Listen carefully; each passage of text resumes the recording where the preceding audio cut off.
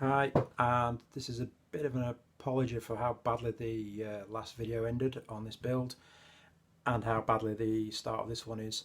The video just ran on and on, so I decided to split it, but I'd already done quite a lot of the build, so it would have been really bad to have tried to fudge some sort of ending and start. You know, it's a journey that I'm on, learning how to do video editing and how long videos should be before people sort of lose consciousness. So this is an introduction to part 4 of the Lowrider build. In this part we should actually get it finished. What I'll try and do is try and end it better at least, and if not I'll come back and do the commentary here and see if it pushes into part 5. But on this one we're carrying on with the build with the fenders, etc, etc. So say no more, let's get on with it.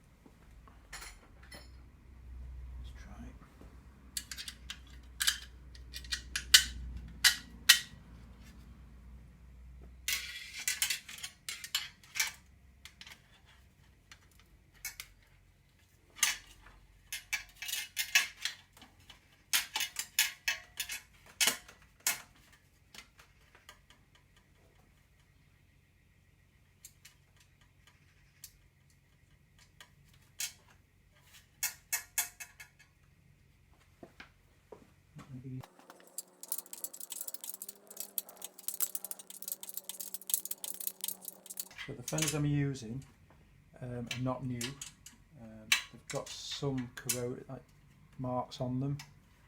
I thought about buying new.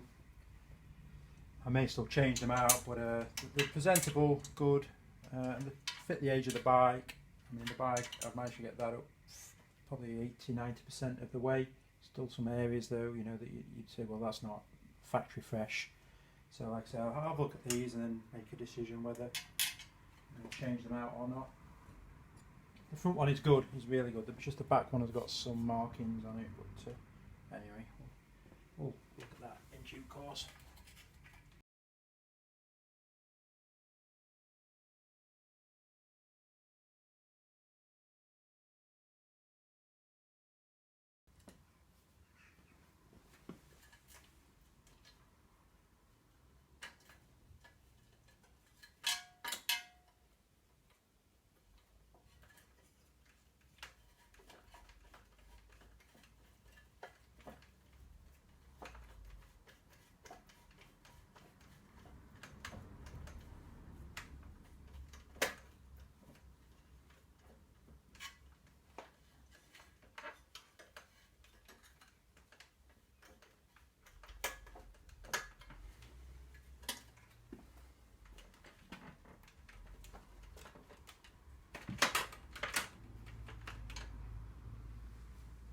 Sorry, lost me there for a bit. I was just trying to fight with that. Take that in.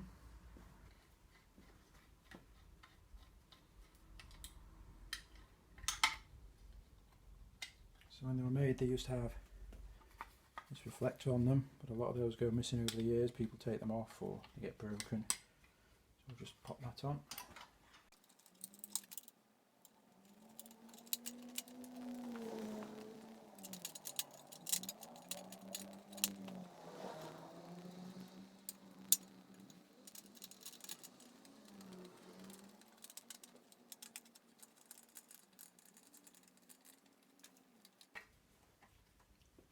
That's it. I'll bring it forward a little bit because I'm just going to pop some pedals in. See a bit better there. So these are brand new, original Lowrider pedals, even stamped on there, so we can wind those in as well. We get those. What I'll do is I'll do a frame clean and get all the little stickers off after. So right hand side.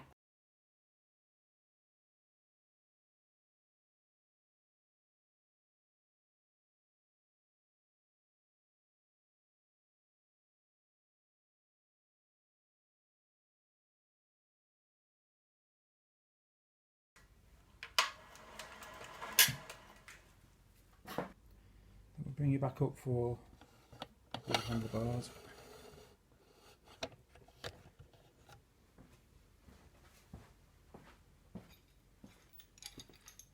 I say, we've got the original proper stem for it. The bars that I kindly bought from Gaz Holt. So stick that in, tighten it up.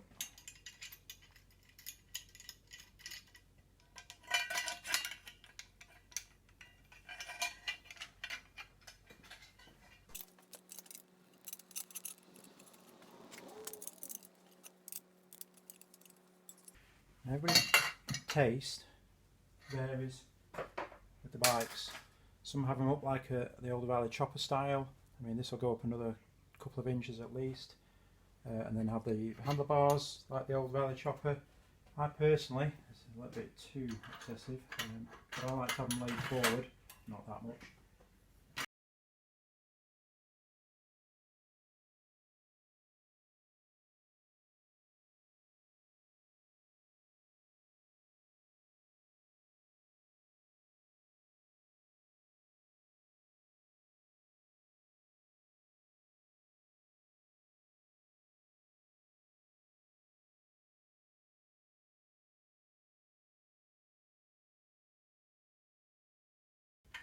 Tighten that up. So we're in there. What we'll do next is get this front fender on. So it has a little retaining bracket which fits on there, and then the stays will go onto the wheel.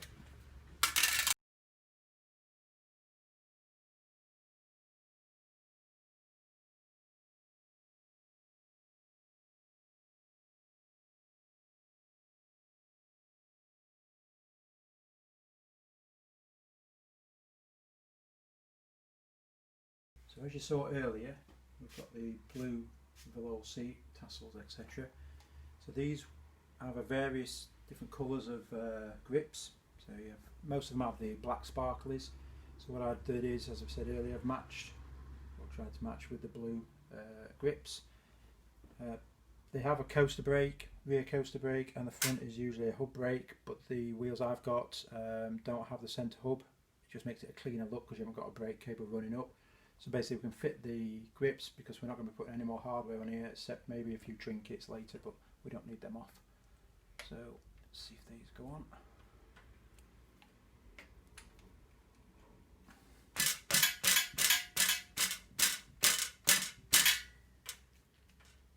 One.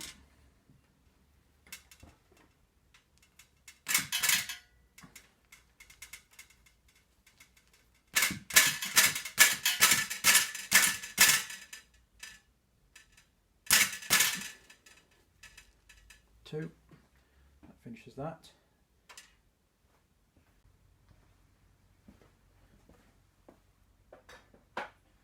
With it been a couple of weeks since I actually started on this project, maybe 3 weeks, I'd forgotten what wheels I put to one side, so the front wheel that I put to one side is actually done. There's a couple of marks on it, but it's as good as it's going to get, due to the fact it's a mid-90s wheel. So there's different ways to put them on. Different people want to put different ways, but what I normally do is I will put, I have to excuse all the clatter from the mudguard fender, so I'll normally put the bottom stays in first. Sometimes there's a little hole there, so you can put the old BMX title lug on there that has a, it's like a washer with a little pin, so it drops in to secure it. These don't have them on. So then the fender supports, and then finally the upper support arms. That holds all the wheel in. And it's a couple of 15mm nuts on either side, obviously.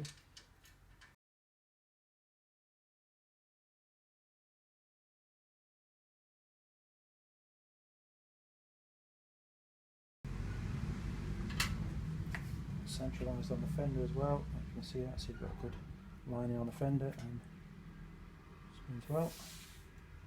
So that's the front. The rear wheel, I'll show you that.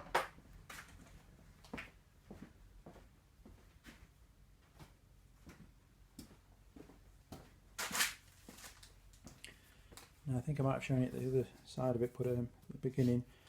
But I'm going to have to probably strip this. There's a few blemishes on the chrome. A lot of the dirt on there, I don't know if it's coming up well on the thing, is actually polish residue and just accumulated dirt. So I think the easiest thing will be to, well, it's not the easiest thing, but the best thing to do will be to despoke it, polish the rim and then rebuild. Keep the tyre still a good tyre, clean that to get rid of some of the yellowing off it, and then that works. And you've got to see if the coaster section's locked a little, so I have to just disassemble that. So I think that'll be a bench job, and you can follow me while I do that as well. Okay, so I thought I'd make a start on this rear wheel. I've done a little bit offline. So rear wheel, as you can see there, which we'll get to in a minute, and then the whole internal assembly. Put that on the rag first. Keep some oil off the desk. So what you have is you have your outer nuts that go onto your shaft there, and then you have the coaster arm. Put that back on for a minute. The coaster arm will go there, which locks onto the frame. So as you back pedal, it stops the whole assembly going back round. Got a dust cover, and then internally, so you've bearings. Internally, you've got this set up here. So you have, it's very oily, but you have two brake shoes, if you can see that, and then just there there's like a spiral. I'm trying to hopefully you can see that on the thing. So as you turn the wheel, that locks in the spiral and it pushes the brake shoes apart and locks it onto the hub.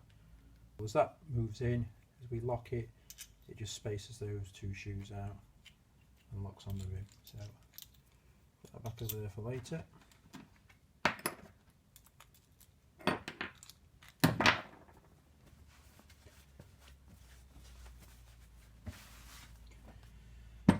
And then, so I've took the tyre inner tube off. I had a band on there just protecting it, stop the spoke ends hitting the tube and puncturing it, so take that off. And then you've got 144 spokes on this wheel, so each one has the spoke nut on the end. So I have a key, but because it's so tight in there, in the gaps, I can't actually get the key in at the minute. So what I normally do, or what happens is, you just go on the end of the spoke nut and spin it out to loosen it, and you repeat that 144 times. Right, well that took just under an hour to do. It was a bit of a job that. It's probably one of the worst ones I've had to do. I've had a lot of where the corrosion is on here, a lot of the pins, a lot of spoke, well, pins, brackets, whatever you want to call them, bolts, screws, have sheared. So I've actually ended up snapping some of the threads off the end of the spokes. So I've probably got about 10 spokes which have gone. And with these, I don't know if you probably can't see on camera, but you've got two different size spokes. So because you've got the inner and outer, the outer spokes obviously is slightly longer. So I've got spares, just a little bit unfortunate I couldn't get it apart in one go without damaging some of them. But I needed to do it because around the valve stem, around some of the spoke holes there, it's quite bad corrosion and it's gone through the chrome. So what I'm going to do is probably wire all that back, and then I've got machine polishing tools.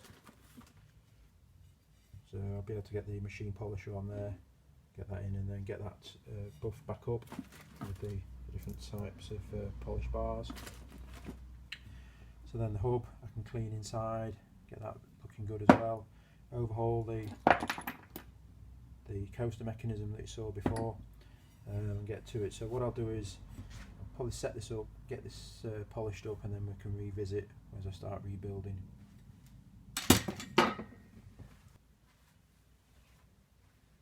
As you remember last time, I said we got this stripped down in about an hour. I've since metal polished the hub. You can see better. I think I'd shown you the rim already, but the rim has come up pretty well as well. There's still some corrosion near the valve stem that was really bad at the time, so but it's come up well. As I say, most of it is quite well polished, good shine on that. Made a start on the spokes, also quite time consuming, so obviously, as I'd said before, I've got 10 of them which are broken, so you might be able to see there it's basically sheared the threads off the end and they've broken off in the spoke nuts, so I'll have to sort those out. So that would leave 134 left to do, of which I've done 80, and there's still the balance to clean. So all I've been doing with those is getting a piece of wire wool, a spoke, and basically running it through like that. Just keep passing it through until it's got most of the rust off, or all the rust off if possible, but some of them have got a little bit of pitting on, but so that's another one done. You just carry on doing that. Okay, so we're back. Bit of an embarrassment. That's been a hell of a job, and I had recorded quite a lot of it, but it's taken that long. Didn't realise the camera had gone off when it was videoing, so we've lost quite a lot of me rebuilding this up. And I'll be honest, I'm not taking it apart again because this has been quite bad. Obviously, we had the broken spokes first off. The internal mechanism was collapsing when I took it out, so I've had to replace quite a few bearing cages in there, and then the setting of it to make it so it does what it's supposed to do, which is when you turn it with the cog, it goes that way, and do the coaster by back pedaling. Took me about half an hour to set and get it right, so it would actually do that as it's supposed to do. So sorry that you guys missed that. I'll be honest, you probably would have been asleep like I was nearly trying to do it, but I can give you a quick rundown of what was done. So obviously you saw we stripped it, cleaned the spokes, we broke 10, so I had a spare wheel which had got a really bad rim on it, so I salvaged some spokes off there and put them in, and then basically gone around and manually tightened each one, or nipped it until I can just feel it take the slack on there. And then I've gone through and I've done like a tune test. So I've left one spoke loose so you can tell. So basically you go through and I'll tap each spoke and you'll get a pitch like that. And then one that's loose will go, it's a dull sound. So all I've done is gone through, and once I've nipped them all up, just gone through and tightened them until I've got roughly the same tone from each. Now the good thing about a bike with 140 or 144 spokes is they are quite easy to true up. Although it's daunting due to the amount of spokes, very easy to tune and true. So just give me a sec, let's try that one again.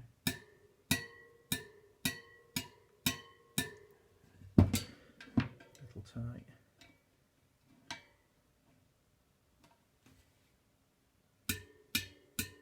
Okay, so the amount of spokes on it makes it very easy, as I said, because you haven't got big gaps between the spokes, so you're not trying to take up a lot of the slack between the spokes with them all being there. And once you've set them roughly the same, you'll find that when you turn the wheel, if I hold that straight, you should see hopefully on the camera that runs. My hands are not as steady as the wheel, but that it is running true. But with other bikes, when I've tried to do them without a truing post, you end up with the wheel doing that, kicking out and wobbling and fishtailing. So I don't tend to do the bikes that have got only maybe 36 spokes on. So I'm quite happy with that. Once again, apologies that you missed out on a lot of it. You didn't miss much except me swearing a lot and wondering why I'd even bothered to start it, but I needed to sort of show that it's not as bad, but as I first thought. So it's come up well. So the next job is we get the rubber on that protects the tube and the tyre from the spoke nuts. So that's simply drop it on, line it up with the valve stem, pop that on, bring that round.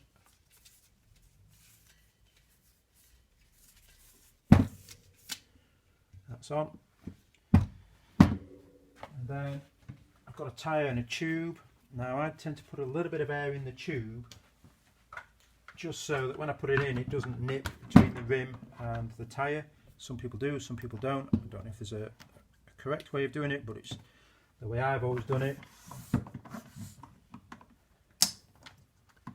That's it. And then I usually put half the tyre on first, and then feed the tube in.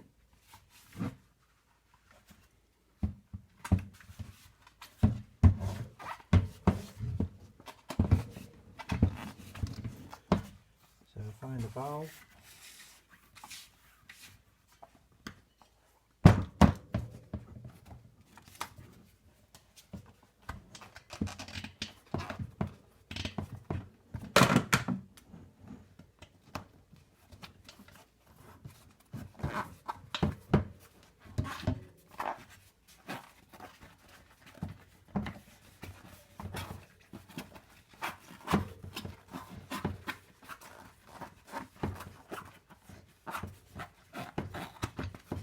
Simple stuff really.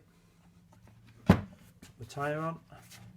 Now I've given this tyre a first clean, so there's many ways of doing it, but I've got a bit of a preferred manner. So if it's really bad and there's a lot of ingrained on dirt on it, I will get a piece of wire wool, which I'll demonstrate in a moment, and just go around with it. And then I'll use a bleach and washing up liquid compound, and just basically use a brush and scrub it. So as I say, a little piece of wire wool, and just basically wire wool around the tyre. That usually gets rid of any, if there's any sort of black scuff marks, you can usually get rid of those on it.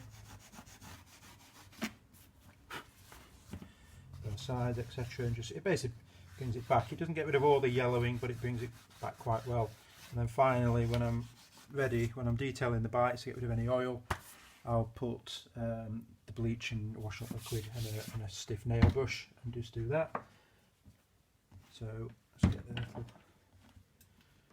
valve retainer on.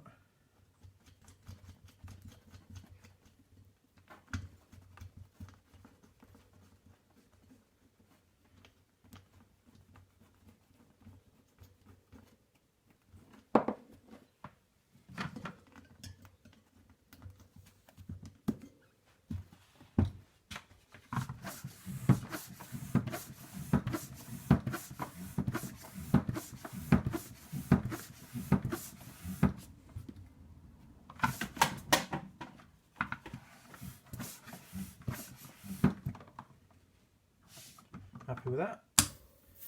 And what I'll probably do is dig out some 8-ball valve caps when it's done, pop them on just to finish it off. But I think now that's ready. We'll get that on the bike and we should get that bike finished off. Hi, so as I first thought, I've got that much footage. We're at least another half hour from here, so we're at 23 minutes now, I think. So if I carry on, we'll be nearly touching an hour. So I think that's a little bit long for you guys to sit and watch me putting a bike back together. So what I'm going to do is split this out into a final episode, which will be less than 30 minutes. I'm going to try and release the videos in quick succession so you don't have to wait that long, because we are really close to the end of this now. So as I said, apologies that I've not managed to master the fine art of ending and opening and ending a video yet, but we'll get there if you bear with me. So this is going to be part 4. Got a final part, as I say, wheel on, clean, a few little tricky bits on there, and then I'll do some before and after shots. So I hope you've enjoyed it so far, and look forward to the next episode. It's been fun having you with me, and I'll speak to you soon. Thanks, bye.